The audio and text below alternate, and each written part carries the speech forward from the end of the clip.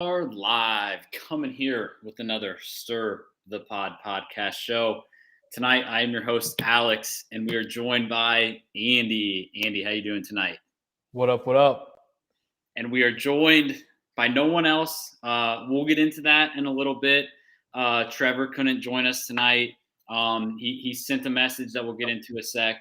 But I think very first thing I got to play this right away. The finale just finished of Spies, Lies, and Allies, and my first thought is, oh man, oh man, oh man,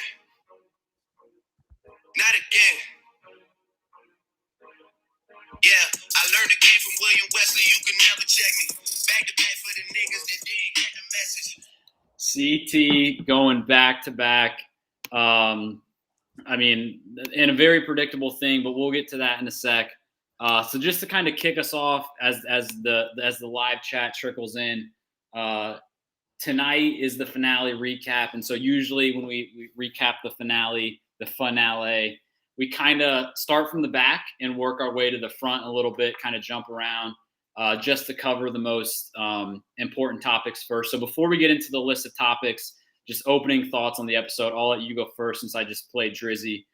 So SLA finale, what do we think? I thought it was good. It was obviously the finish was very tight. I always like that in a finale.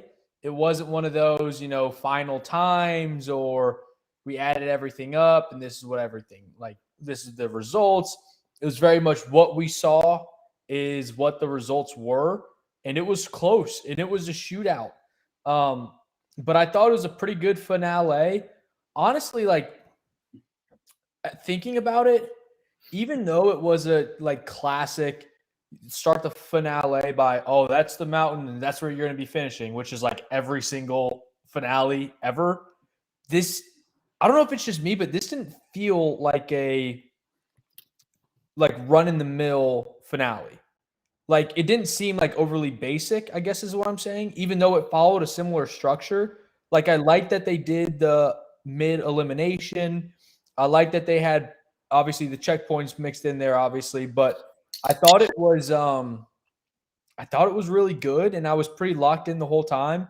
I think they did a good job of the race was always tight, but with all the curveballs thrown in there in terms of like solo, then team, then duo, it was like everyone was on their toes at any given point. So it was good. I enjoyed this finale a lot, and I also enjoyed how the result was. Yeah, I think overall I agree. It was entertaining to watch, especially when you consider the fact that it was about an hour's worth or maybe 45 minutes worth last week combined with another 90 minutes tonight. Like it never really seemed like boring.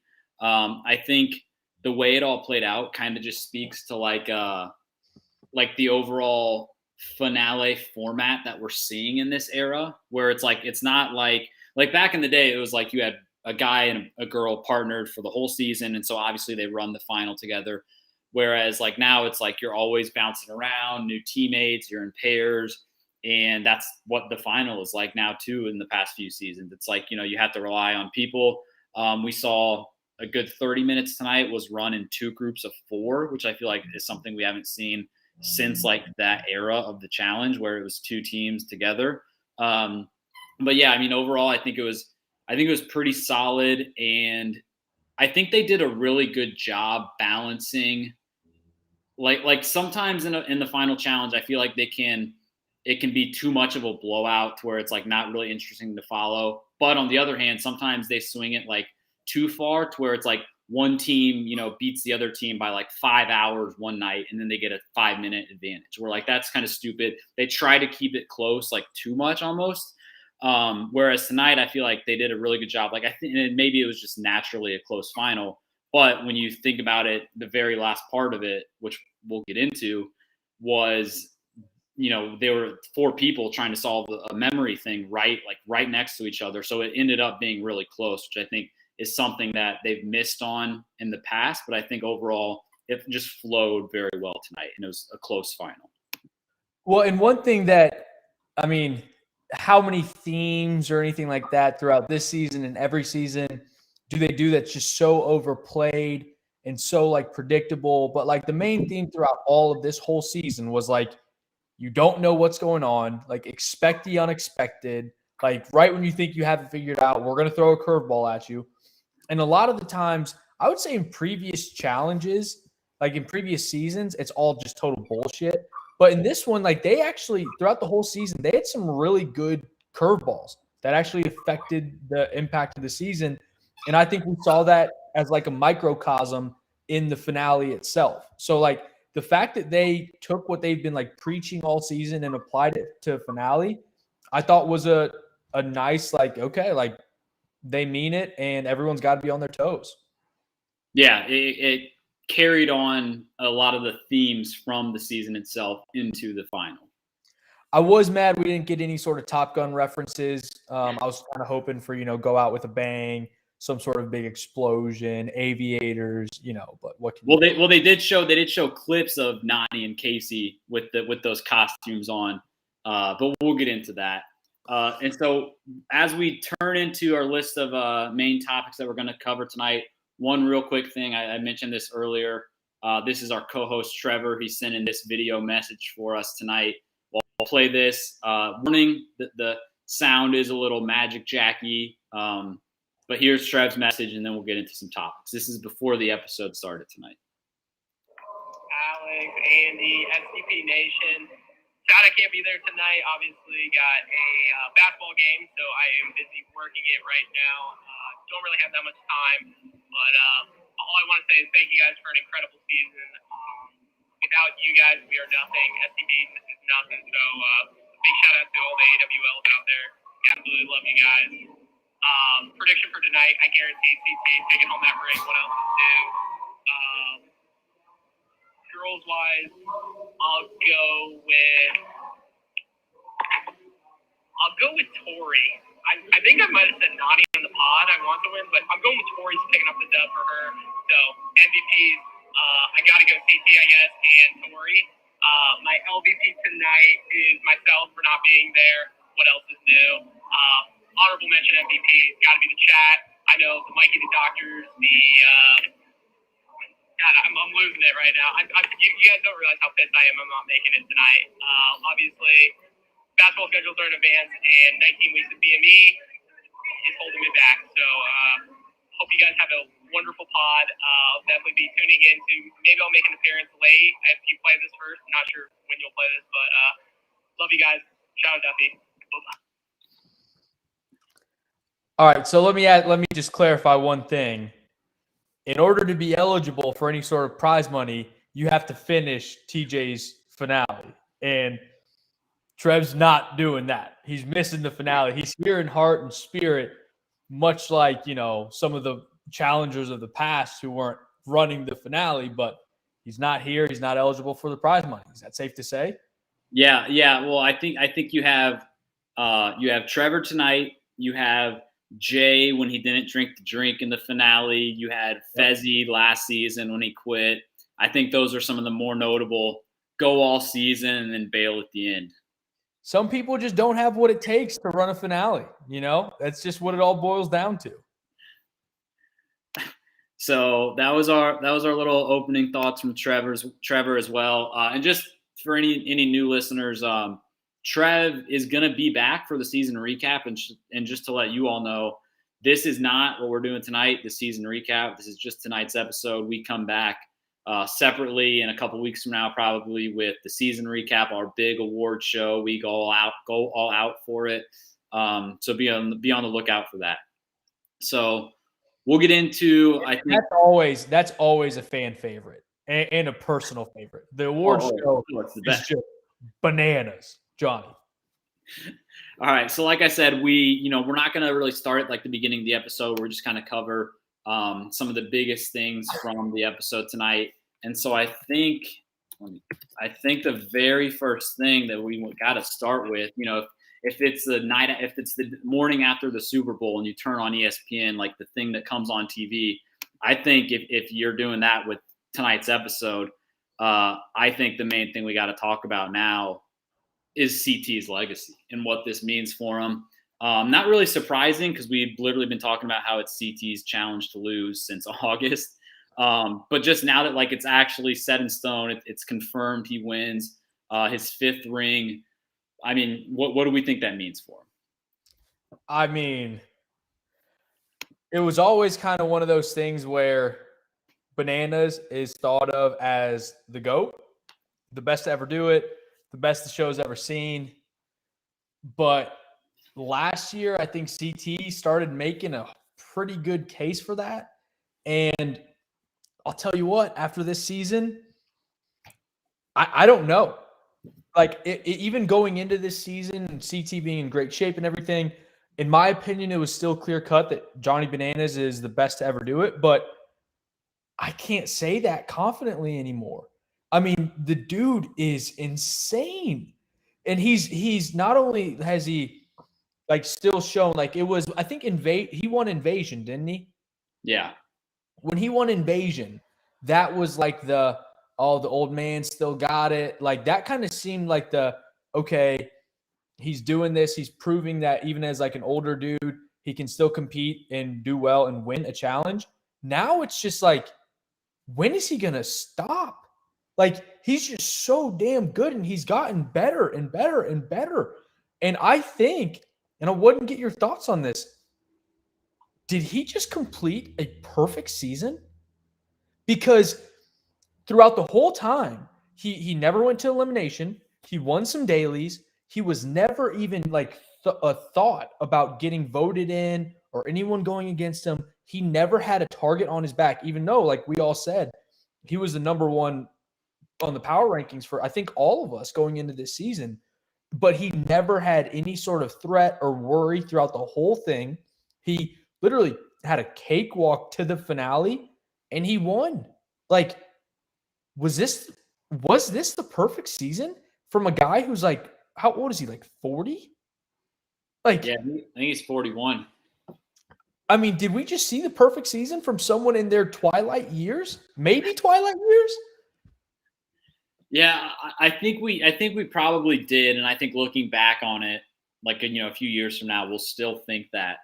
And I think, like I guess all season I've been, we've all kind of been mad that like they aren't targeting CT, but I think I realized tonight that like we almost have to like separate that from like what CT actually did. Like the fact that nobody targeted CT, that's not CT's problem. That's the rest of the house for like being that stupid. And we'll get into that for sure on our season recap, just how the whole season played out. But I think like you have to separate that from CT just dominating and having a perfect season this season, which was what he did. He didn't go into elimination. Nobody ever targeted him, and maybe that's on the other cast. But like the guy's a machine.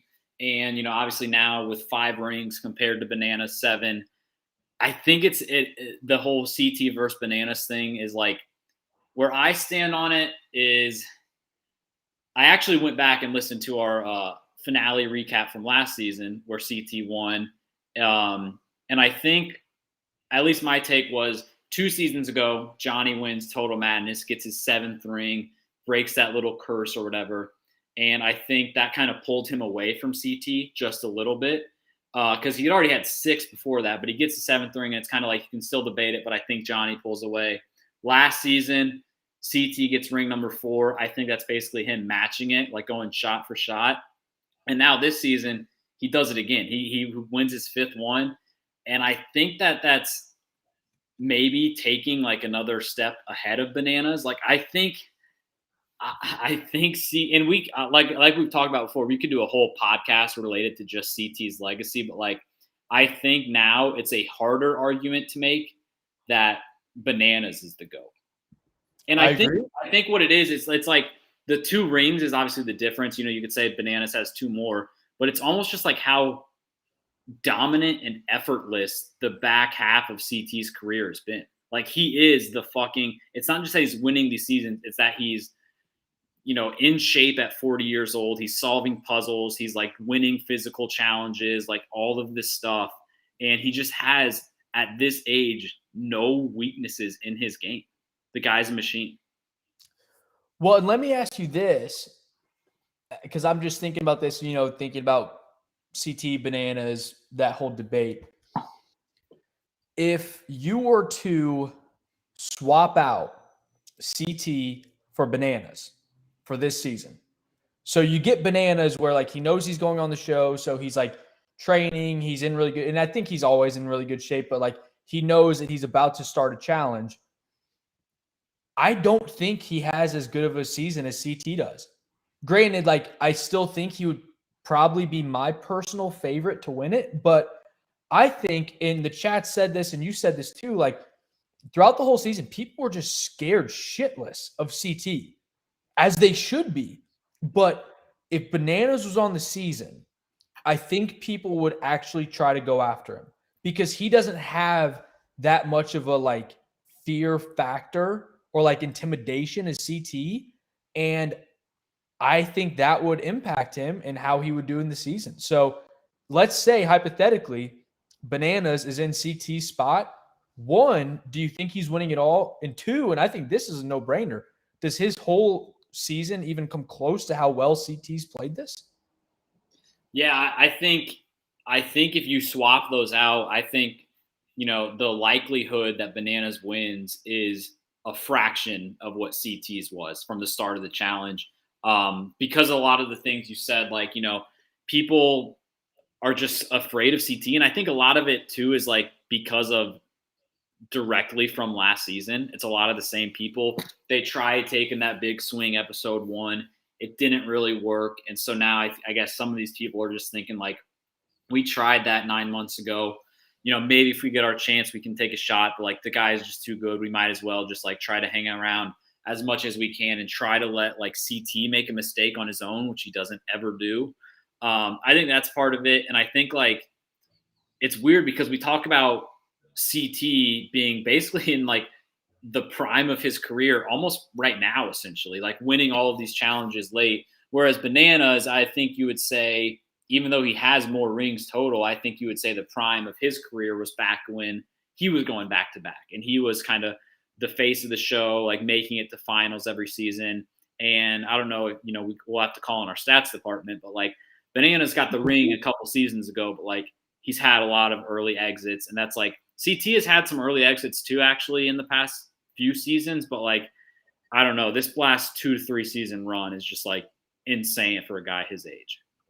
Well, and one thing, and I'm sure we'll be moving on, but one other thing to note about the legacies between the two, Bananas' prime was when he was like in his late 20s, early 30s, and even like mid 20s, where like he was super athletic, was like starting to get a feel for the challenge when like most people are in their prime.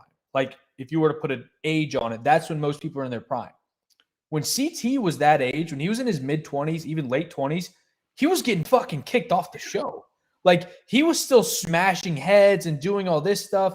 So he really was like a late bloomer in a sense of like, I need to get it together. I need to focus on winning. So even though Bananas has 2 rings on him, you have to think like CT for like probably 6 years, 5 years was just a absolute wild card.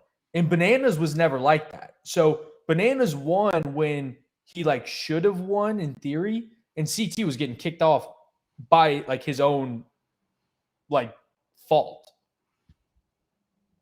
Yeah, and I think if CT would have won Invasion and then like retired because he was old at the time, I think you would look back and be like, CT is a really good challenger, but like he's the greatest what if. Like what if his early career wouldn't have been that? And I think we still think that, but at the same time, I think now what he's done is like erase that. It's like, who cares that I was punching people in the face? Like I've overcome that and I've padded my resume on the back end enough to overcome that. Yep. So that's obviously, I think the biggest takeaway from tonight's episode. The second thing I think we got to move to now. Second thing we got to move to now is the other champion tonight. I know we've kind of been sour on this person all season, but Casey, to her credit, she is now a challenge champion. She does it with CT by his side. Another third season in a row, maybe at least third season in a row where we have a new female champion. Last season it was Amber. Before that it was Ginny. Before that it was Dee, I think. So like getting new female champions. Casey's obviously 3 seasons, 3 finals, and now a challenge ring. So what do we think about Casey finally becoming a challenge? I say finally, but like becoming a challenge champ. So the thing is, I don't like Casey. Like I really don't. And it would take like a Nelly T-esque formation or I guess like change over the next couple of years for me to actually like her. I think she's incredibly arrogant. I think she thinks she's the shit. But now she can actually say she's a champ. And once you're a champ, I do think you are entitled to that right to say, like, I know what the hell I'm doing. I'm very good at this, and I deserve to be like well respected, feared, all of that within the show. She was doing that like 2 years ago.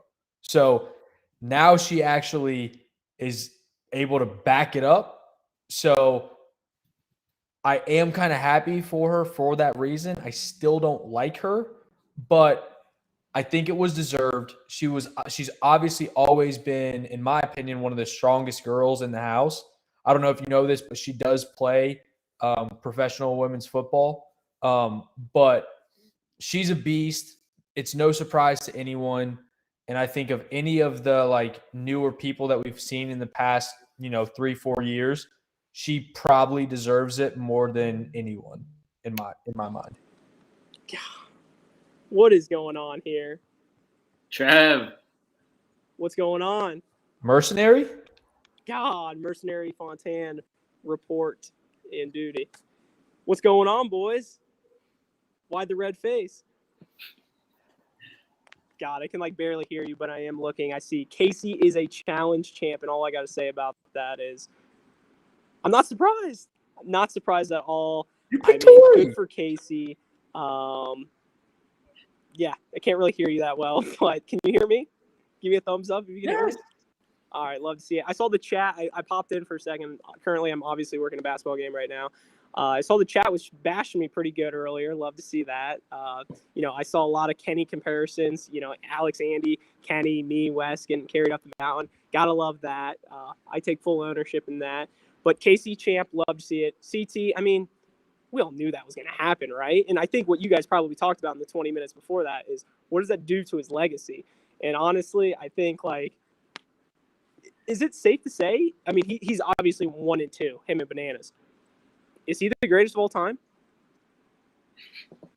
You can't even hear us. I can barely hear you. Get him out of here. All right, so I think we're back to Casey now. Thanks, Trev. Yeah, I agree. Casey, I feel like we could have predicted this. We kind of did. Like she was at the top of our power rankings all season long.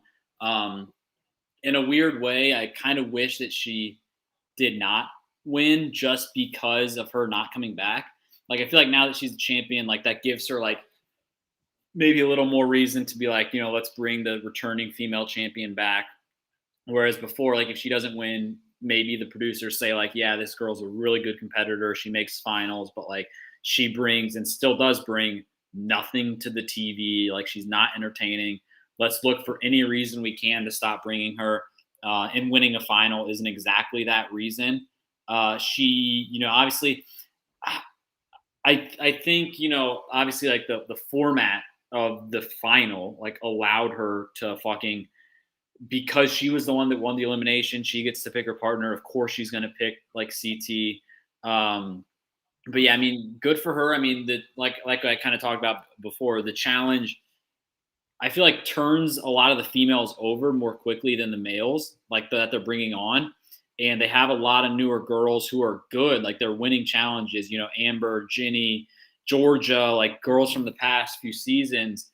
And Casey's just like been one of the strongest, most consistent one of them, but she's just not entertaining. But that being said, that is, obviously a headline from tonight is that we do have a new champion. She earned it. She played well. As boring as she is, that kind of helps her because she slides under the radar. She got with CT at the right time. So Casey is a challenge champ. And you got anything else on that? Well, here's the thing, and I mean, you talked about the whole time, and it's the clear difference between the two champs from this season, Casey and CT. Both very competitive, both very good like competitors for the show. Everyone respects them. Like no one wants to go against them. And neither of them are that like drama filled. You know what I mean? Like CT like was never getting into like any sort of conflicts or anything like that.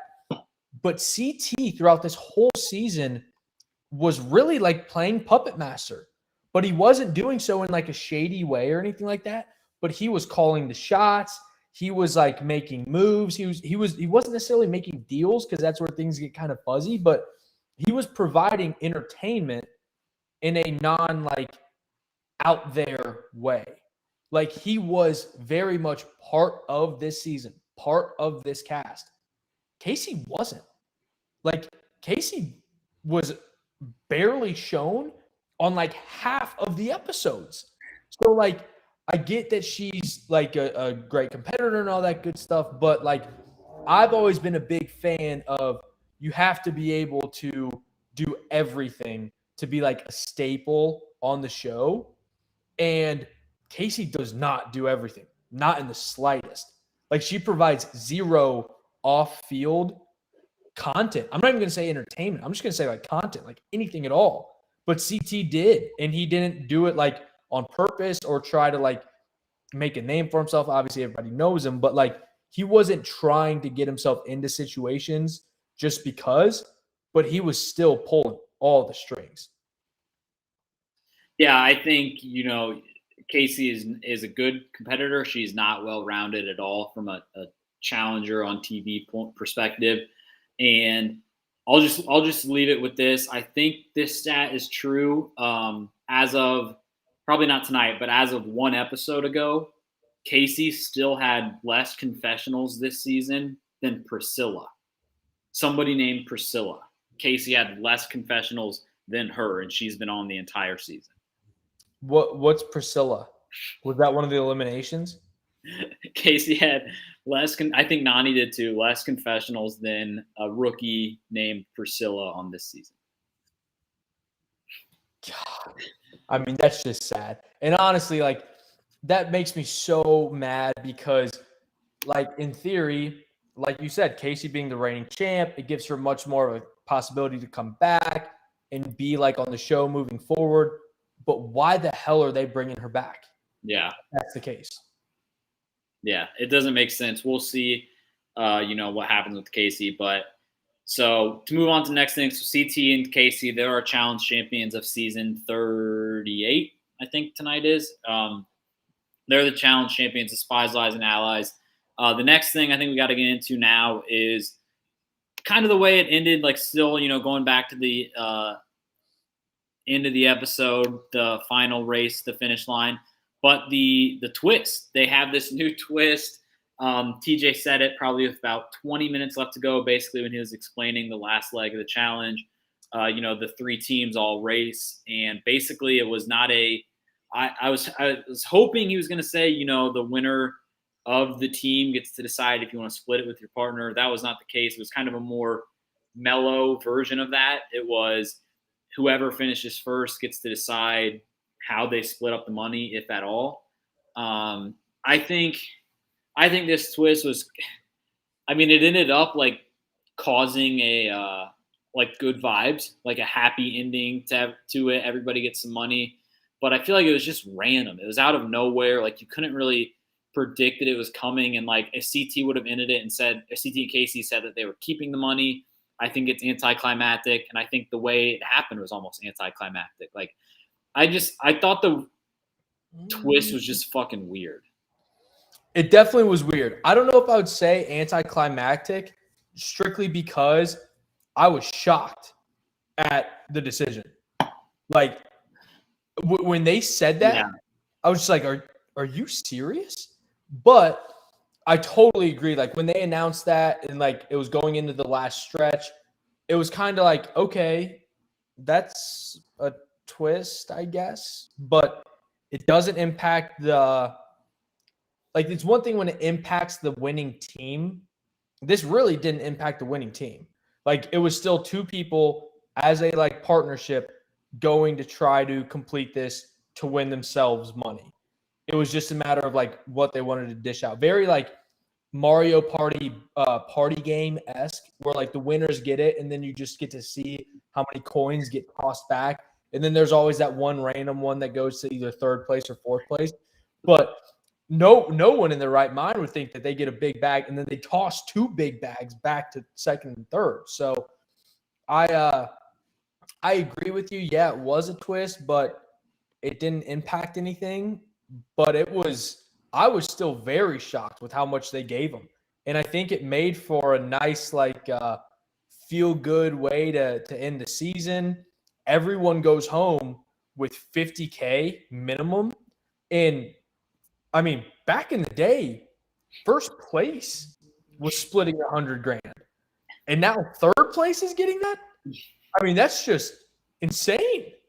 So, I mean, good for them for doing that. Obviously, I think CT cared less than Casey because I think he won. I mean, yeah, he's won 2 challenges in this calendar year. Yeah. So it didn't really matter to him. And Casey, I mean, $400,000 versus $500,000, you're still coming out with a big chunk of change, but good for them for doing that. And everyone goes home winning a good amount of money. Yeah. So out of $1 million, Casey gets 400,000, CT gets 400,000, and then the other 200,000 is basically divided up evenly. So 50,000 goes to Devin, Kyle, Tori, and Emmy. I think the twist ended up being a positive from the standpoint that it ended the season on a good note. Everybody gets some money. I think if the producers, and I guess it didn't end up being a cutthroat twist, so it doesn't really matter. But if they wanted a cutthroat twist to hype it up and what's the first place team gonna do, they should have done some sort of the teams had no time to hear the twist and then talk to each other about it. It was this is the twist, go run up the mountain, and whoever's done. I feel when you think back to Rivals 3, for example, part of what made Banana's decision so intense was that he was running a final with Sarah where they knew the twist was waiting for them at the finish line. They were kind of talking the whole time about it. So maybe if TJ would have said from the start of the whole final when they're still individual, if he would have said there's going to be 2 winners and at the end you're going to decide if you're going to give any money to whoever's left, that would have been more interesting because your whole time you're probably thinking who am I going to be with? Who do I need to make deals with? Whatever. But I guess at the end of the day, because he didn't do that, it ended up being a kind of happy-go-lucky thing anyway. But I think overall, good for the challenge producers for trying something new. That's kind of my last take on it. Yeah, agreed. Okay, so we covered that part. And then what do we kind of think? Let's just kind of run this right into the last part of the final and then the second place finishers. So we have CT, we have the 3 teams. TJ sends them up the mountain. They memorize the code. And that's really it. They run up the mountain. They have a 20-digit code. They have to memorize it. They run back down. They type it in. Once they get it right, they basically win. The safe becomes unlocked. And that's kind of what happened. That's how it ended.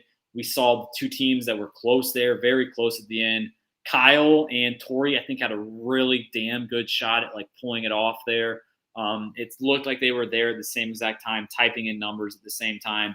So what do we think kind of the way it ended and then Tori and Kyle becoming second place finishers once again? Well, I mean, we've seen this and we've talked about it throughout the whole time where there's a huge emphasis on puzzles this year. And a lot of times we were complaining about that, but this finale came down to that. It came down to a puzzle. It came down to how can you memorize this 20-digit code, run however long it was, and then recite it. That there was not a whole lot to that. And we saw that at the end when Devin came in and just immediately typed in everything. But to your point of Tori and Kyle being right there, if they were to actually have everything like together and like be on top of it, they could have very well gone to it even after CT and Casey were there, typed it in on like the first or second try and won. So I didn't think it was that great because there wasn't a whole lot to it. But the part that I did enjoy was that it was close and it really was anyone's ball game. And once CT and Casey and Tori and Kyle were there and they were struggling, I started to think if Devin and the Alien can get down here fast enough and just one time it, they could win it.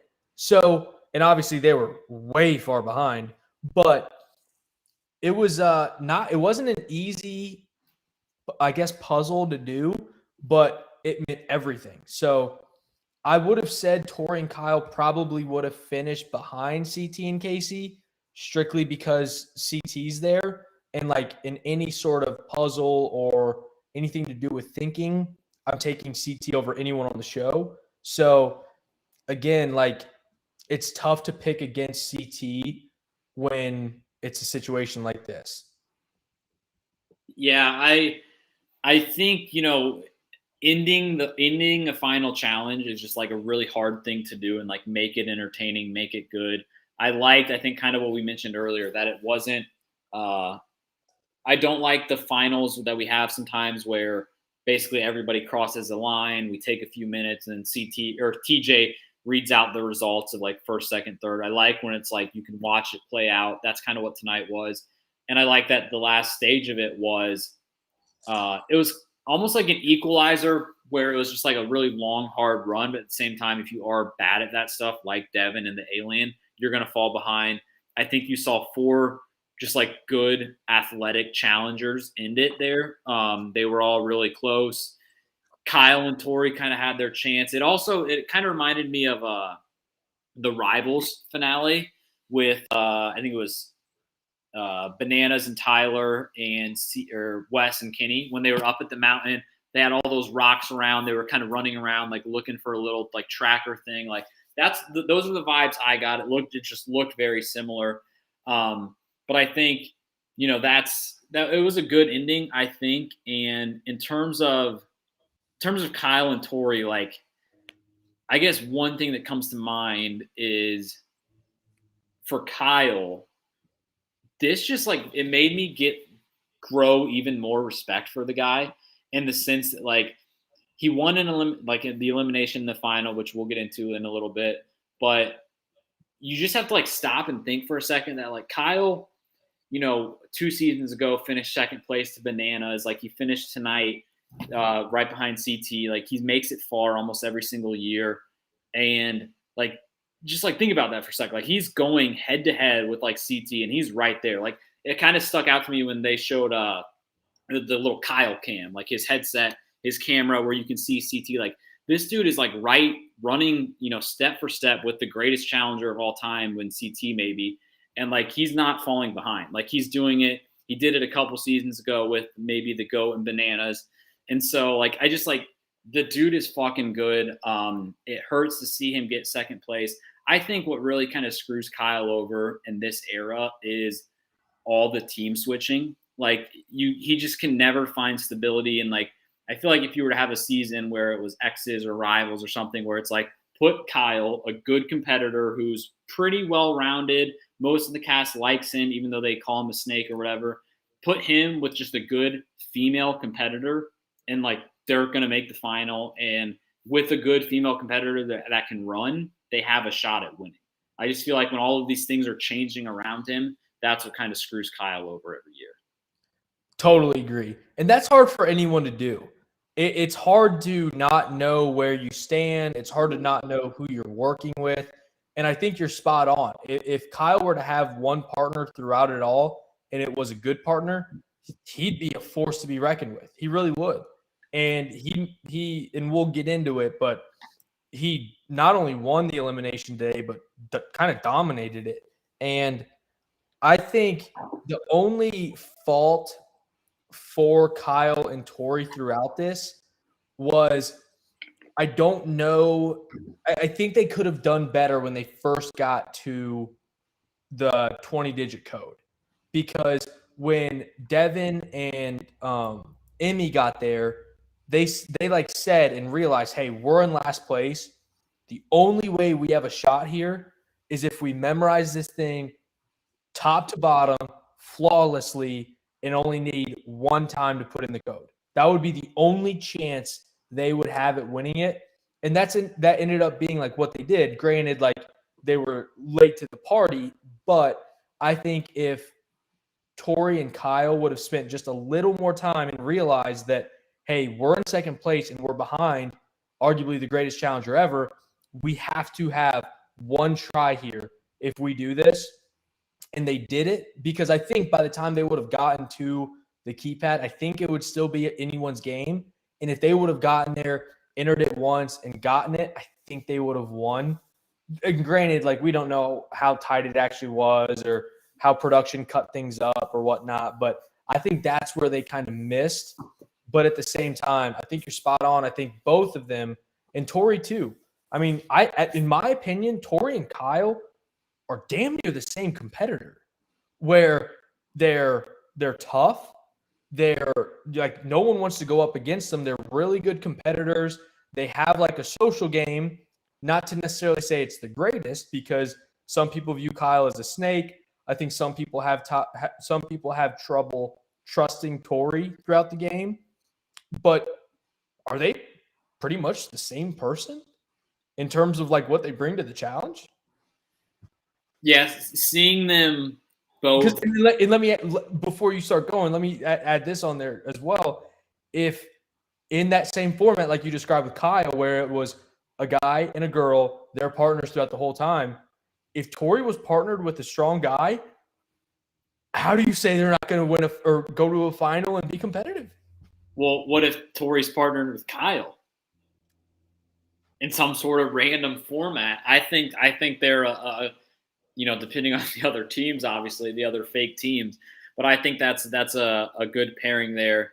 Tori also is just like a classic, get to the final, perform well in it, pretty well rounded, pretty well liked, but also at the same time not completely trusted by everyone. I think you made a good point about like how the last leg of the final kind of played out. To me, it almost seemed like when they got the four of them were basically memorizing the 20 digits at the same time, CT, Casey, and Tori and Kyle. And it almost, I have no way of like reading their minds, but it almost made me think that like Tori and Kyle started the last leg, even though they all started at the same exact time. They started it thinking CT is going to win this. CT and Casey are going to win. We have to like overcompensate. We have to like kind of panic a little bit and rush a little bit. And that was what eventually screwed them in the end, is they were basically at the puzzle. They didn't want CT and Casey to leave the puzzle and then like stay there for much longer. Even if they were going to do a better job memorizing it, which is what they probably should have done, they didn't want to like fall behind them. They almost wanted to just keep pace with them. And then if they get the puzzle, they get it. If not, so be it. But like, I feel like that was kind of the vibe I got from Kyle and Tori finishing that. But I mean, add it to the resumes. Another second place for Tori, another second place for Kyle. That's $50K each for both of them, obviously. So, I mean, these are two people that I also just want to see back. Like they've become kind of challenge staples. We need to see them back, just for continuity's sake. Just like get some of the same people coming back every season. So, any other thoughts on Tori and Kyle coming in second here? No, but for continuity's sake, I mean, Anissa has been on quite a few seasons recently. Well, we'll get into that. We won't get into that. Was she on this season? Yeah, she broke her fat ankle or something. It was something like that. She was crying. Tori was crying. All right, so Tori and Kyle, they get second place on Spies, Lies, and Allies, and then that leads us to the other two people that finished the final tonight, and that would be Devin and the Alien. Devin and Emmy, they get third place. I mean, I think this is probably can keep this pretty short because, I mean, to me, it's like Devin. I think I don't want to say he lucked into another final because like he somehow ran the house, but like he also somehow ran the house. Like there weren't other big voices challenging him. He's basically kind of had like the goof as his human shield for like 10 episodes. And then he just made a final and like he's smart enough to win a puzzle elimination against Emmanuel. And then Emmy, on the other hand, is like she could have done anything in the final tonight. And I think we would come away impressed with her rookie season. And even though she got third out of 4 girls, like she did not quit. She like did a very good job. Like she didn't panic, which was what I was expecting from her. So I just think overall, Devin and Emmy, they get third place. I think they had the right strategy when they were so far behind. You might as well fucking spend 10 more minutes up there, get the numbers right. Obviously, they were too far behind for that to matter. But I think overall, Devin and Emmy, just a solid season in different ways for both of them. Oh, completely. And I think that's spot on. Very solid seasons, very different of the spectrum. But I think my thoughts in terms of the final for both of them, I think Devin deserved to come in third here, but I don't think Emmy did, if that makes sense. Like Emmy didn't, in my mind, Emmy didn't do anything to lose this finale. But I do think Devin did. Like Devin looked like a liability throughout the majority of this final. Emmy did not. And like not to say that Emmy did anything to win the challenge or to win the finale, whereas like Devin at the end was able to recite that 20-digit code and everything, like good for him. But throughout the whole finale, Devin was the weakest one of all the guys for sure. And he was behind quite a few of the females as well. So, like, I think Devin deserved third, but I don't think Emmy did. Does that make sense? No, that's deserved to win. But, and granted, like, between Emmy, Tori, and Casey, all of them, in my mind, had a good showing. But I do think if you look at those three in terms of how their performances stacked up versus the guys, there's a big drop-off between Kyle and Devin, where between Tori and Emmy, for example, I didn't think there was that big of a drop-off at all. No, that's a great way to put it. I think, you know, if you look at, like you said, like on paper, you know, you look back in the Wikipedias, Devin and Emmy both get a bronze medal for this challenge. But when you look at the final challenge, Devin, relative to the other guys, did a much worse job than Emmy did with the other humans, the other human girls. Yeah, Devin kind of shit the bed on like all of the running. He just happened to be like with CT and Tori and Emmy for most of it. Whereas Emmy and Devin also were the one pair here that didn't really get to pick each other. They got, you know, left when all the other teams formed. But yeah, I think Devin showed why he's probably like, I come away with this thinking like Kyle, for example, could win a final. If he's with the right girl, things kind of fall his way. I come away with this thinking Devin, unless it's a super short final with not a lot of endurance and a ton of fucking puzzles, Devin just has no shot at winning. Let me throw this out there to you because I think it was Jesse Adams mentioned this in the chat in terms of switching the partners with the number 1 and number 2 teams. If it was like CT and Tori and Casey and Kyle, like who would end up winning. But if it was CT, if 1 and 3 switched, so if the final came down to CT and Emmy, Devin and Casey, and Kyle and Tori, I think I would put my money on CT and Emmy. Yeah, I think I'm going CT and Emmy. So I think Emmy kind of got shortchanged by drawing the short straw and getting Devin. Yeah, because I think basically what you have in the partner dynamic there is the girls are all close bunched together, whereas the guys, I think it's CT a mile ahead of Kyle, who's a mile ahead of Devin. So it's basically like, honestly, who gets CT is going to get first, who gets Kyle is going to get second, who gets Devin is going to get third. Spot on. That's how it played out. Yep. So Devin and Emmy get third, and then we kind of have to jump back about 30 minutes on the episode to our fourth place finishers, Nani and Nelson. So let's kind of just talk about the elimination that we had and kind of the format of how it played out. So for the guys, you had the first part of the challenge tonight, the orange team, squad, whatever they call it. They were the ones who got last place. So that TJ drops the bomb and says, you guys are going to compete against each other. And so for the guys, that means Kyle against Nelly, and Kyle beats Nelly in like the backup off me thing. So what do I think? What do we think about just Kyle winning the elimination, and then Nelly, like the sad music, the sad like defeat in his voice. TJ's giving him the pep talk, and ultimately Nelson gets fourth place for the guys. Well, Kyle said this to Nelly after he won, and I think it's 100% accurate that a lot of that elimination came down to just like weight, center of gravity, like not like muscle obviously plays a big factor, but I would say Kyle probably has close to 20 pounds on Nelly because he's also taller than him too, which also factors into this because it seemed like once you could reach over that edge and grab that, then you're like home free pretty much. So Nelly was really like at a big disadvantage for this.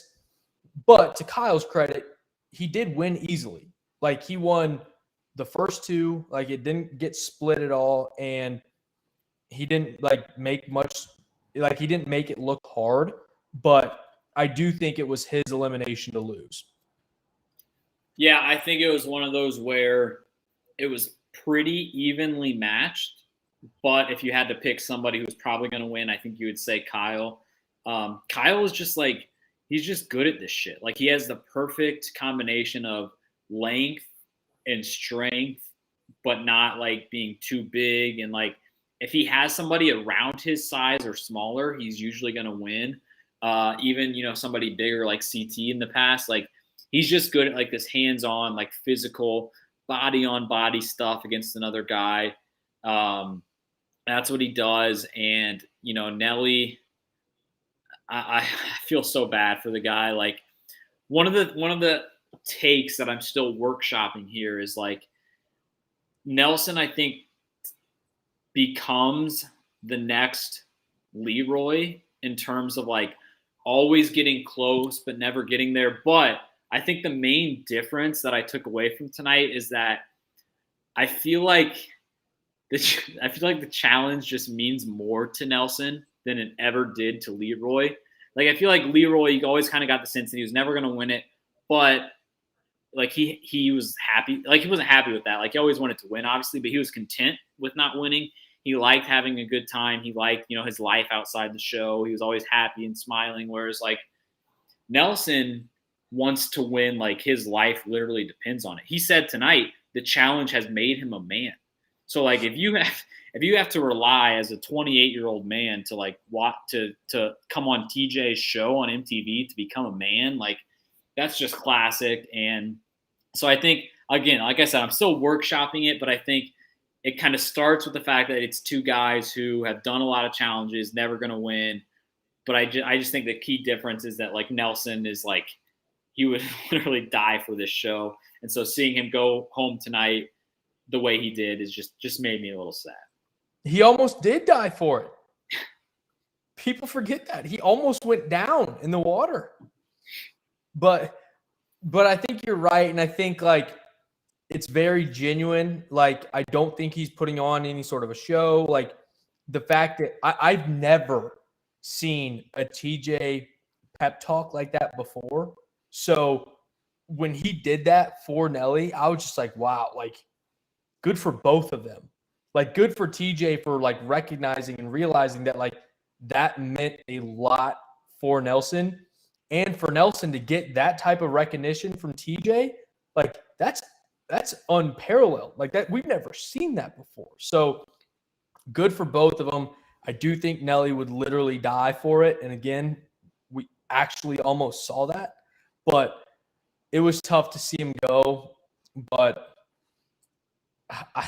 the thing is, I would love to see him win one, but I just don't know if it's ever going to happen. And he also had that streak that I think we mentioned in the preview and kind of touched on a couple times this season of daily challenges lost, which I think now is like in the 50s, which is just an incredible streak in the challenge. But like the fact that he has lost 50 challenges in a row, but like he made the final this season. Like he makes it far most of the time. I think he's climbed to the top of my personal leaderboard in terms of like season in, season out. Who would I like to see win? And I think a big reason is like, can you imagine his reaction if he actually wins? Like, I think we would actually see real tears. I think we would like see him shaking, like struggling to stand up. Like, whereas like CT tonight just gave a little wink to Devin and was like, yeah, it's my 5th ring. Nelson, I think, would like, that's like my one thing is like, I would want to see Nelson win just to see what his reaction would be. And he also said like a big thing of what he's doing this for is for his mom, which I think is awesome and like great for him for wanting to like give back to her for everything like that she's done for him. Like, I think that's great. Like, and again, like everyone's fighting for something. CT's fighting for his kids and his family, and same with like Kyle, and like a lot of people have good stories they're fighting for, but like Nelly he just wants to win. And I absolutely love that because, and he also, I think he's just the type of person who loves the challenge, you know, and for him to love the challenge, want to win, not just for himself, but for other people, and to be good somehow, even though he's lost 50 challenges straight, like, I think that's awesome. And I used to hate the guy. I used to hate him, but I love like where he's at now. Yeah, it's a rare thing in today's era to get a challenge competitor who like more than anything just wants to like win the challenge and just wants to win things. You know, we've seen like the past few years, they bring these influencers on from other countries, other shows. Nelson is just, he's hilarious. He's an idiot, total idiot. We'll get to some of that in a sec, but I mean, the guy, I want to see him win, but nonetheless, he gets 4th place for the guys. Good for him. I mean, being 4th place against 18 guys or whatever it was, making the final. So then the girls' elimination on the other side, the other 2 girls on that losing orange team were Nani and Casey. If you guys didn't know, they're actually together. They're dating. So Nani and Casey are on the losing team, means they go in against each other. And like, what the fuck was this? Like, I get it. There, you have a hard time like going against your partner and all of that, but my main takeaway is this part of the episode took far too long. Nani winning the second heat was just stupid. Like, she clearly was half-assing it the whole time, and so the second heat, Casey kind of half-assed it. Like, if you want Casey to win, which is obviously the smart choice. Like, that's the smart choice. Like, but don't hide behind it. Don't be like, oh, I want to compete. Casey was like, oh, do you want to, like, Nani, are you sure you don't want, like, whatever. Just like, if you're going to quit, quit. And like, it's not even a bad quit, so to speak. Like, it's not like what's his name leaving for his girlfriend on Rivals 3. Like, you're quitting so that your girlfriend that you're living with has a better chance of winning the money than you do. And she won. So like, that was like the smart fucking move. Nani wins that elimination. Tori's probably a challenge champion. So like, that was the smart move to make. But like, don't dance around it. Don't say you're gonna fight and then half-ass it. Like, that was kind of my main takeaway from this. Yeah, I agree. I mean, this gave me very Soul Stone from Avengers vibes for any of those Marvel fans out there, where you get 2 people, someone's got to go, but no one really wants to. But I think you're right in a sense of like, I mean, those 2, I think they're living together, correct? Yeah. So it's like, at some point in time, you got to think, only one of us is going to bring home the money. Only one girl is going to be winning money for the household. Who do you think's got a better shot? And for Nani to say that she has a better chance than Casey is just a flat out lie. and same with Casey to say that Nani's got a better shot to win it. So like you have to put like your partnership above like your ego and like what you want to do and all that stuff. So I think that's kind of how things shook out, even though like Nani didn't necessarily just roll over, but she kind of did. I will say though, and they didn't know this beforehand, if one of them were to take a dive, like Nani's been doing this shit for like 2 decades. And Casey's been doing this for what, 3 years? And Casey obviously outside of this season would likely win another season moving forward. This was Nani's like best and potentially last chance of winning a final. So if they were going to take like the logic and like the thinking out of it, then I think Casey should have taken a dive and just said, you know what, Nani, I'll be back here next season. You might not be. I'm going to win a challenge in the next 2 years. You probably won't. We're in the final right now. I'm going to give this to you and hope that you can bring it home for us. I would have liked to see that because at the same time, granted, like they didn't know how things were going to shake out, and neither did we. But if Casey would have taken a dive and Nani would have won and Nani would have picked CT, they're winning it. Because Nani's endurance is top notch and she's not an idiot. So she would have, in my opinion, kept up with CT and memorized enough from that code for them to win it. And then their household still brings home the same amount of money, and Nani is able to hang up her challenge, heels, which have seen some things, but to say like, I've been doing this for so long, I finally have my championship. My partner is probably going to get hers at some point in time, but that would have, in my mind, that would have been like a great send-off for Nani. But at the same time, they didn't know how that was going to shake out. So you really have to let Casey take the reins and run with it.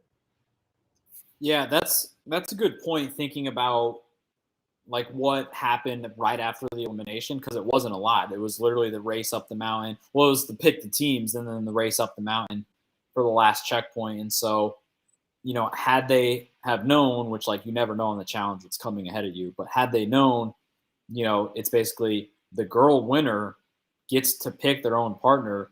They could have, Nani, I think with CT definitely wins that too. Nani, I think going into the final, it was kind of like we had the top 3 girls really close together, different strengths, different weaknesses. And then it was like you have Nani, and Nani's not like, I feel like we shit on Nani too much sometimes. Like she does have good endurance. She has like made finals before. But at the end of the day, she's just like, when is it ever going to happen? It's probably not going to happen. Like, but at the same time, like, I'll take her over Anissa coming on the season anytime. Like, she's more interesting. She's like, and she's more entertaining. Although I will say that the Casey boring factor has kind of infiltrated Nani, much like, they infiltrated the Sapphire cells and all that shit all season. But yeah, I mean, Nani, good for her. She makes another final. Like we said, she's kind of padding the back 9 of her resume. She makes 1 final in like the first 10 years of her career. She's made 2 in the past 9 months or so. So good for Nani. Yeah, and I mean, I don't know if I'd bring Anissa into the conversation just because I would take this lamp before I take Anissa. And the one thing that this lamp has in common with Anissa is they would both make it as far as Anissa did on the pole elimination. So I just want to make that note. Anissa versus anyone, I'm taking whoever that other person is. Yeah, well, I just mean in the sense of, I feel like the past 5 seasons, we always get Anissa, we always get Nani, and they're 2 girls that we know are not going to win the challenge, but I would much rather have Nani come on because she will always have a better shot in any given challenge elimination. as long as it's not a food eating contest. So with that being said, we've covered kind of all 8 competitors that we had on tonight. So before we get into our closing thoughts and MVP and LVP on the episode, just is there anything else from the final challenge itself? Again, for all you listeners, we're going to get to the full season recap later, so we're kind of just trying to talk about just the final challenge. I think the only other thing that I had is just kind of the shitty performance of Nelson for the first 30, 45 minutes of the episode. I don't think I've ever seen the challenger ask for a life jacket going into the water. Like most of them, if they're good swimmers, they don't want to be like, or even competent swimmers or can swim, don't want to be dragged down by a life jacket. Nelson was like looking around like, are you guys not going to give me one of these things? They had like the Speedo things for the first part last week. I think he was looking for one of those. And then like the ball, he kind of like shoved it and like threw it off the thing.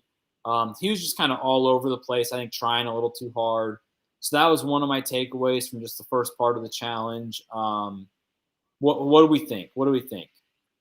I mean, I was laughing my ass off from Nelly T the whole start of this episode for those exact reasons. I mean, he was hilarious, and he wasn't trying to be, but he was terrified that he didn't have a life jacket. He makes it halfway out there, and then help, help, help. And then the little board comes over. I mean, it was a challenge performance like I've never seen before. And if anyone to do it, I'm glad it was Nelly because it was hilarious. I think one other thing that stuck out to me for this finale was I liked that. I mean, more often than not these days, it's a 2-day final. But I like that the whole sleeping aspect of this was you're just going to sleep.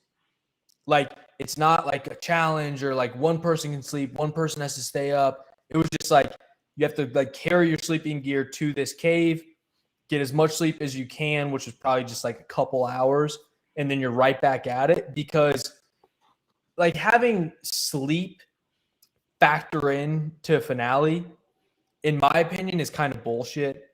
Because like it's sleep, you know what I mean? Like it's not, there's no strategy to it. There's no like, aside from bananas being on Adderall, but like it was just, in my opinion, I don't like when they do that because I think it adds an unnecessary twist. Whereas this one was just like, all right, rest up. You're not going to get a lot of rest, but then get ready to be like right back at it the next day. That's personally what I would prefer, because I don't like when they try to throw in a twist for that aspect. Yeah, I think the whole overnight sleeping part of final challenges is a lot more interesting when you have pairs, which like tonight, they had for parts of the challenge, but at the end of the day, they were all competing individually. I think it's more interesting when it's pairs because you kind of have, one person up on the log and then another person's kind of sleeping, taking their rest. Oh, they fall down. Oh, I got to go wake this person up and get back on. That makes it a little more interesting because like they're still getting sleep while there is some strategy to it. I think it's in a challenge like this where they're all kind of on their own. It's like, yeah, just let them get their sleep. They're already exhausted anyway. Right. Like the worst that could happen is, I don't know, maybe you make them all stay awake and somebody just quits. They were probably going to lose anyway. So like, yeah, I think that was interesting. No, we didn't have any food. We didn't have any eating challenge, which we did last year because that was when that was around the part where Fezzi quit. He said he wasn't going to eat anything. So no food part of it. I think overall final challenge was very straightforward. Like we said from the top, it was interesting that they all kind of, were working in 4s at one time, 2s at one time.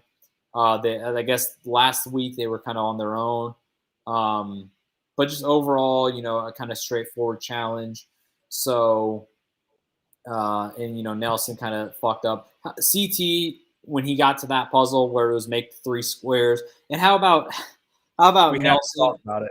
How about Nelson when the thing of the puzzle was like there's 4 squares, make 3, and his first thing is, can we make a triangle followed by what about the long square, aka a rectangle?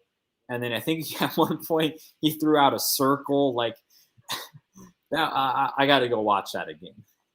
So Nelson in this final proved that he doesn't know what shapes are and he can't swim. So does that make him like 2 years old? I mean, that was absolutely incredible.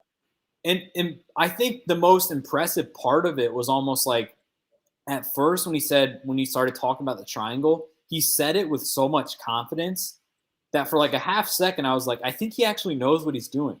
Like maybe you make a triangle for like part of the thing, which in turn creates 3 squares on the other side. But then as they like started talking through it, I was like, and like his partners were like looking around, like, Nelson, we're not trying to make a triangle. We have to make 3 squares. And he just kind of like looks around with his dumb little face. Like I think at that point in time, they kind of just said, Nelson, just like go look at the clouds. Like just get out of here. And the best part about that was like he made it seem like it was an impossible puzzle, like impossible to solve. And CT solved it in about 10 seconds. CT just looked at it and said, he looked at it and said, put that here, put that here, put that here, done. And Kelly was talking about building triangles. I mean, that was just incredible. I think that's right up there. I think that's the cousin of Corey and Nicole and Invasion, the counting the triangles. We bring that up on the pod all the time. Stir the pot bed one tonight. But we bring that up all the time. I think tonight was just a disciple of that, trying to count 3 of a shape, 3 squares, and he wants to make 1 triangle to do that. I mean, that's classic Nelly. He thought he was so smart in doing it. And that was 30 minutes after he almost died via drowning. It was kind of funny too, because I feel like the triangle we never even saw build, which they probably didn't. But the rectangle, when they took out one of the sticks that basically turned the 2 squares into 1 rectangle, you saw that very clearly on TV where Nelson was like, pick up this one. They pick it up. It just makes a long rectangle. And they're all kind of looking, okay. And they're like, okay, what now? He was like, yeah, it's a long square. No, it's a rectangle. It's like a long square. Doesn't that count? All-time final performance from Nelly and CT in my mind. Nelly's final performance tonight is one that is going to stick around in the record books for a variety of reasons. Yep. So we'll get into some closing thoughts on the episode, but obviously, so we're gonna just do one segment tonight. Because it is the finale, it's very specific to what was going on. So tonight's one segment is, it's already there, is the fan favorite, MVP and LVP. You guys let us know. Just say one name who you want to go first for MVP, and then we'll do the little snake draft through there. Again, it's just for tonight's episode. It's not the season MVP. Trevor already gave his picks. They're still up for the taking just because he wasn't here, kind of like Jay and Fezzi and Brandon, who quit to go see his girlfriend. Nelson was trying to create triangles out of squares. So with that being said, we'll do our MVP, LVP, last thoughts on the finale, and then we'll get out of here. So the first name I see is Jesse Adams for MVP, or Jesse Adams for me to go first for MVP.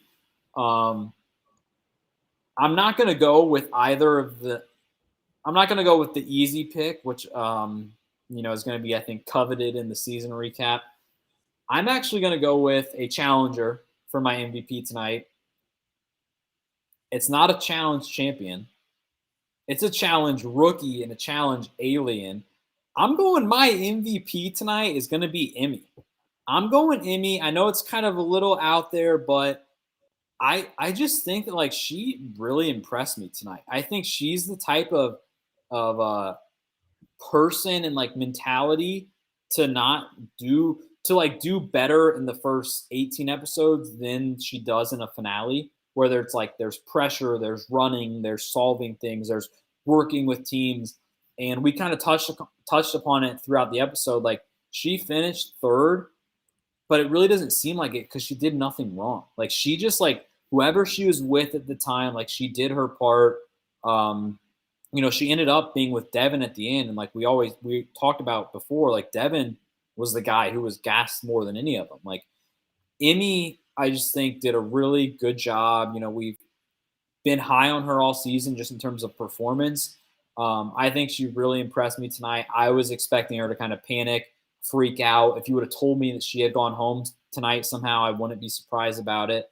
I just think she really did a really good job. She gets $50K for it. That's a good rookie season in my books. So I know it's a little bit obscure, but my MVP for the finale, I'm going Emmy. I'm going to Aileen. Great pick. And I think one thing that we got to throw in there, because I think you're spot on, like she was holding her own, and she was holding her own compared to Casey and Tori. Yeah. She wasn't holding her own against like Anissa and Nani. Like she was holding her own against, in my opinion, two of the strongest competitors all season. So in her first ever final, where Casey's seen a final, Tori's seen a final, this was Emmy's first look at a final going against two of the, in my opinion, the best female competitors, and she was holding her own. So want to like obviously throw that out there because she was not going against a bunch of scrubs. So I'll go for my MVP. Uh-oh.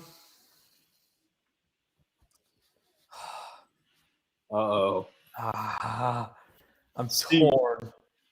T. I'm really torn here. And I've given one person MVP quite a few times this season. And I'm not going to give that to him again tonight. My MVP is going to be generosity. And we've seen twists like this where you can give other people your money and do all that. We've seen that over the past couple seasons, and almost every time people take the money and run. For CT and Casey to give $100,000 to second and to third place was nuts. Like as CT and Casey won, I was trying to think, okay, what are they going to do? And like I thought a reasonable like payoff would be like $15,000 to third place, $25,000 to second place. Again, split two ways for each of those, and they're bringing home $950K split twice. Because that way, like they go home with $25,000, $15,000, like, or even like $25,000 and $25,000. My math is a little fuzzy, but either way, like it really is like you just kind of toss them something for like them to like go on a vacation or like do something fun, go home, give their family some money. But to give everyone $50,000 was insane. Like when they said that, I almost thought like they messed up. I was like, what do you mean you're giving both teams $100,000? Like that's insane. So, I mean, again, like, and we talked about this earlier, it's probably because CT had just won a final literally in 2021 because they pumped these seasons out left and right. But like good for Casey for being open to be willing to do that as well. And I think generosity kind of shined its light today. So that's going to be my MVP.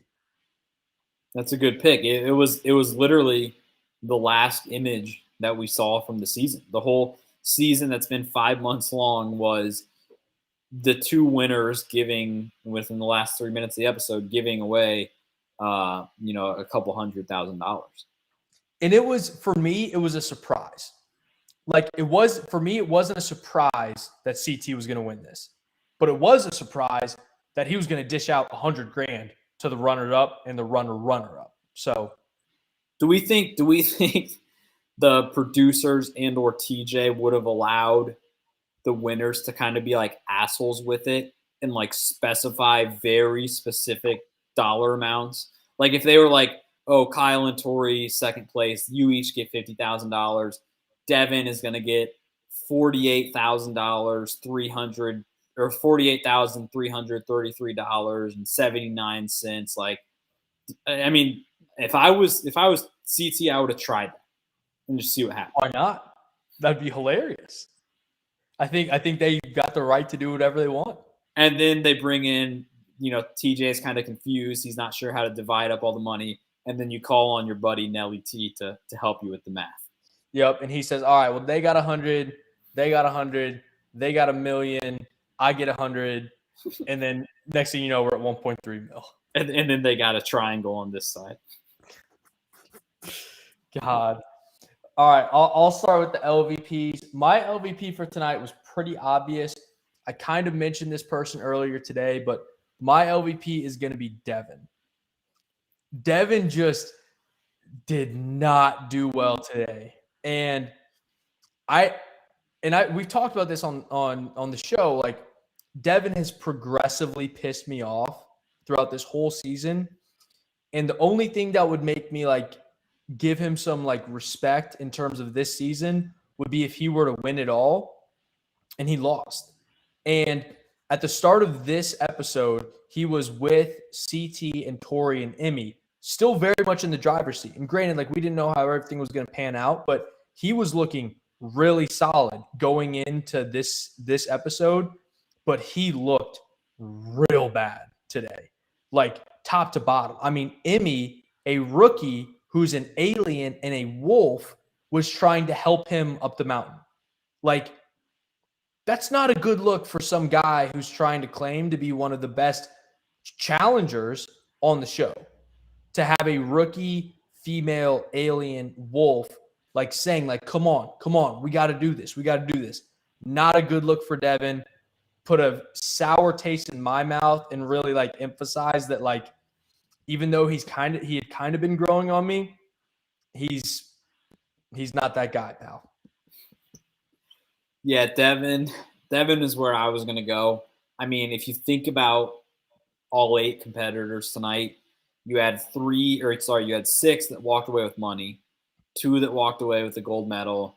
And, we already kind of talked about how Nelson was just, you felt bad for him.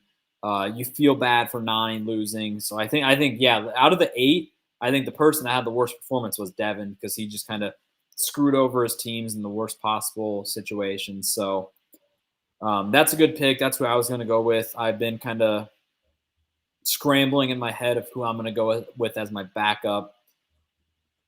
I was going to go with Trevor just because he's not here, but he's already given the pick to himself. I won't add on. So I think I got to go outside the box a little bit. I'm going to go LVP tonight as Amanda. And the reason I'm going with Amanda is because, like we kind of talked about, 6 of 8 people are going home tonight with money. And so I was thinking, all right, who got recently eliminated? And for the guys, it was Manuel. But if he runs tonight's final, I think there's a good chance he goes home 4th, because it was just a good final. Kyle, Nelson, Devin, they're all pretty good competitors. Whereas Amanda, if she would have called in Nani, for example, if she would have called in Nani and beat her, which we kind of talked about it last week, she called in Tori instead of girl that's literally bigger, stronger than her. You call in Nani, someone that's your size, you make it to the final, and yeah, you're still, the worst of the 4 girls there, but you have a shot. You have a shot to at least make it to 3rd, in which case CT and Casey are going to toss over a few grand. That's not a bad place to be in. I don't know if people know this, if the chat knows this, but Amanda does have a son. She's raising a son now. So, she needs the money for him. So I just think one of the losers coming out of tonight's episode was Amanda, because she could have had money if she would have a week ago not done the spiteful pick for Tori, but called in the realistic pick of Nani, somebody that she could have beat and could have punched her ticket to the finale. I did not really know where you were going with that pick. I'm never going to shoot down an Amanda LVP pick in general, but I think you're spot on. And I do really like that pick because you're right. Like she didn't pick with her brain. She picked with her emotions in terms of the last elimination. Once you get to the final, it's anyone's game. And Mikey the doctor threw this in the chat. This finale was heavily puzzle driven. And I think at some time Amanda was dubbed the puzzle queen by somebody somewhere. She was one of them. Exactly. So let's say like she goes in and that day one, she ends up being like, let's say she is the fourth spot instead of Emmy on that purple team. So she's with Tori and CT and Devin, and she doesn't have to go into that elimination. She's going home with money. And maybe like she somehow like would end up with a decent competitor. Like there's just too much. There was a lot of good that could have come from Amanda if she just actually used her brain, and she didn't. So I love that LVP pick. Yeah, I think I couldn't really think of a whole lot of LVPs because I think most people did well tonight. I think honorable mentions for MVP, obviously CT, Casey, they won the season. I think Kyle's up there. He won a quasi elimination. He gets second place, gets $50K. Even like Nelly, going home. Well, Nelly, I think could be honorable mention for LVP and MVP, just the way he was all over the place. I think TJ is an honorable mention for MVP with that little pep talk. So I think you do have a few honorable mentions out there. I think you got to throw honorable mention LVP geometry, not just for Nelly T's sake, but he was with three other people who also had no fucking clue what was going on. Yeah. Like, granted, I get that Nelly T was trying to build triangles and trying to count a rectangle as a square and all that, but he got no support from the rest of his team. So, like, let's not overlook that the massive brain power of Kyle, Nani, and Casey also wasn't able to get it done. Yeah, they didn't know what to do either. No. I think you also could do honorable mention. You could figure out a way to do it for both sides as for Corey and Nicole. You could say LVP because it kind of brought up memories of their little puzzle thing on Invasion. You could also say MVP because it kind of you were focused on like not knowing a rectangle from a triangle tonight. So I think those were just kind of an old school thing that popped into my mind too. I like that.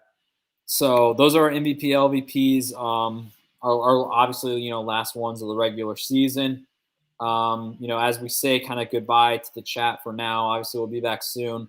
Any other final thoughts on just the season, the finale? I mean, I think my main thing is just CT does it again.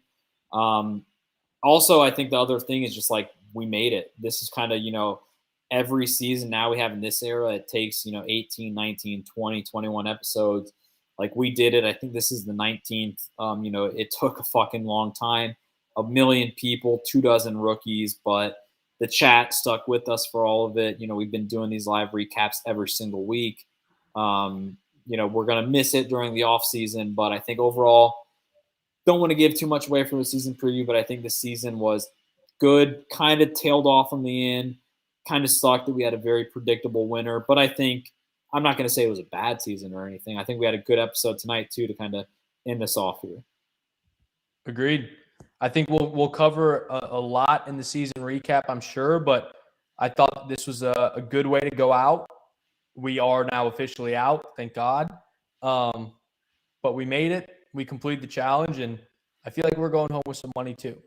But so are the AWLs because this is also 100% free podcast. That is true. It's 100% free. We're all going home with something tonight. Number 1 rated challenge podcast. Another season of episode recaps is officially in the books. For all the live chat, all the listeners, just be on the lookout. We got to check the reunion schedule. I think there's like 2 weeks of it, so we might do like a reunion recap, 1 or 2 of them, but that's going to be completely separate from our season recap and award show. If you guys have not listened, I would suggest go back and listen to our Double Agents award show. It was awesome. And, we have 10 or so different awards that we just basically run through, kind of talk about the season as a whole. So we're going to do that for Spies, Lies, and Allies. I think it actually might be we might wait for the new year, just kind of ring in the new year with that. First one of 2022 is the season recap. So just be on the lookout. Follow us on Twitter at Stir the Pod. Well, and one last thing, especially as we're talking about the money, I think with the $1 million purse like we saw tonight, I do think the one last question that we have to ask ourselves about this is who's paying for this shit? I mean, come on. But that's my last thought. You've been saying that for a few weeks. I have been. You've been saying that for a few weeks. Who's paying for this shit? Could we possibly get Tony back somehow? Jack in the Box has the best tacos. So zip them up. Zip them up, body bags. So thank you guys for listening. Again, just be on the lookout for the season recap. We'll tweet about it. We'll post about it on Instagram. So with that being said, shout out Duffy. Love you guys. Bye-bye. Love you guys. Love you guys. Love you guys.